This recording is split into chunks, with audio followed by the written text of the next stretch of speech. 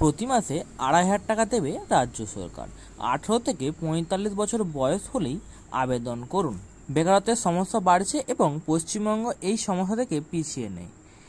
এই আবহে রাজ্য সরকার পরিচালিত একটি উন্নয়ন প্রকল্প হলো যুবশ্রী প্রকল্প। এই প্রকল্পের অধীনে রাজ্যের বেকারদের আর্থিক সহায়তা প্রদান করা হয়। এক কথায় যুবশ্রী স্কিম হলো এমন একটি স্কিম যা বেকার যুবকদের জীবনযাত্রার মান উন্নত করার উপর জোর দেয়। যুবশ্রী স্কিম ২০২৪-এর সুবিধা কী? এই প্রকল্পের অধীনে রাজ্য সরকার পশ্চিমবঙ্গে বেকার যুবকদের ১৫০০ টাকা থেকে ১৬০০ টাকা আর্থিক সহায়তা প্রদান করছে। এই প্রকল্পের অধীনে রাজ্য সরকার কর্মসংস্থান সৃষ্টির জন্য রাজ্যের বেকার কিন্তু সক্ষম যুবকদের আর্থিক সহায়তা প্রদান করে, যাতে বেকার যুবকেরা কর্মসংস্থান খুঁজে পায় এবং একটি উন্নত জীবনযাপন করতে পারে। এই প্রকল্পের অধীনে রাজ্য সরকার ১৮ থেকে ৪৫ বছর বয়সী রাজ্যের বেকার যুবকদের একটি নতুন উপায়ে কাজ করতে উৎসাহিত করছে। যুবশ্রী প্রকল্পের সুবিধা কারা পাবেন? যে ব্যক্তি যুবশ্রী প্রকল্পের জন্য আবেদন করতে যাচ্ছেন তাদের অবশ্যই পশ্চিমবঙ্গের স্থায়ী নাগরিক হতে হবে। এছাড়াও আরও যা যা যোগ্যতা জরুরি।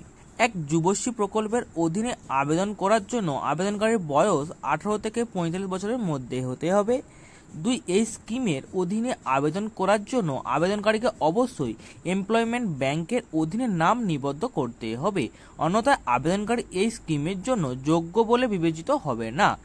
এই স্কিমের জন্য আবেদন করার জন্য আবেদনকারীকে কমপক্ষে অষ্টম শ্রেণী পাস পর্যন্ত পড়াশোনা করতে হবে। যুবশ্রী স্কিমের জন্য প্রয়োজনীয় নথি কী কী?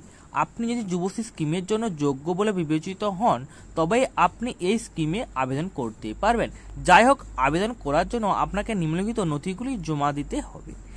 আবেদনকারীকে তার উচ্চ মাধ্যমিক পরীক্ষার সার্টিফিকেটের একটি জেরক্স কপি সংগ্রহ রাখতে হবে।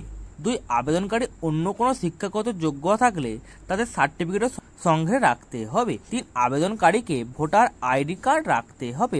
৫ আবেদনকারীকে প্যান কার্ড সঙ্গে রাখতে হবে। ৬ আবেদনকারী অবশ্যই নিজস্ব ব্যাংক অ্যাকাউন্ট থাকতে হবে এবং ব্যাংকটি অবশ্যই একটি রাষ্ট্রীয় মালিকানাধীন ব্যাংক হতে হবে। কিভাবে আবেদন করবেন? আপনি যুবশ্রী স্কিমের জন্য অনলাইনে আবেদন করতে পারেন। আসলে এই স্কিমে আবেদন করার জন্য ২টি ধাপে অনুসরণ করতে হবে। যাই হোক, আপনি যদি ইতিমধ্যে এমপ্লয়মেন্ট ব্যাংকের আবেদন করে থাকেন তবে আপনাকে তা করতে হবে না। ধাপ ১, এমপ্লয়মেন্ট ব্যাংকের অফিসিয়াল ওয়েবসাইটে যেতে হবে। অফিসিয়াল ওয়েবসাইটটি হল employmentbank.wb.gov.in। তারপর আপনাকে নিউ এনরোলমেন্টে ক্লিক করতে হবে।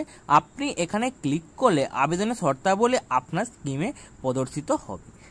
আপনাকে সাবধানে শর্তাবলী পড়ে অ্যাকসেপ্ট করুন এবং কন্টিনিউ করুন। কন্টিনিউ চাপার পর আপনার সামনে রেজিস্ট্রেশন ফর্ম খুলবে। ৫ প্রয়োজনীয় তথ্য পূরণ করে নিবন্ধন ফর্মটি পূরণ করুন। ৬ ফর্মটি পূরণ হয়ে গেলে সেভ বা সাবমিট বোতামে ক্লিক করুন। ৭ এবার একটি নিবন্ধন নম্বর দেখতে পাবেন যা আপনাকে রেকর্ড করতে হবে। ৮ এরপর ৬০ দিনের মধ্যে আপনাকে নিকটস্থ এমপ্লয়মেন্ট এক্সচেঞ্জ অফিসে যেতে হবে এবং প্রয়োজনীয় তথ্য যাচাই করাতে হবে। ৯ তারপর আপনাকে সমস্ত তথ্য যাচাই হয়ে গেলে অফিসের নতুন ব্যবহারকারীর নাম এবং পাসওয়ার্ড দেবে। দ্বিতীয় ধাপ, এই ধাপে এমপ্লয়মেন্ট ব্যাংকের নাম নিবদ্ধ হয়ে গেলে আপনাকে নতুন ব্যবহারকারীর নাম এবং পাসওয়ার্ড দিয়ে ওয়েবসাইটে পুনরায় লগ ইন করতে হবে। যুবশ্রী প্রকল্পে আর্থিক সহায়তা এটি সরাসরি আপনার ব্যাংকে চলে আসবে। আসলে যুবশ্রী স্কিম আগে পাবেন, ভিত্তিতে কাজ করে, তাই আপনি তাড়াতাড়ি করে নিন। তো বন্ধুরা, এই ছিল আজকের আমার ভিডিওটি যদি ভালো লেগে থাকে চ্যানেলটিকে সাবস্ক্রাইবও করে দেবেন এবং লাইকও করে দেবেন।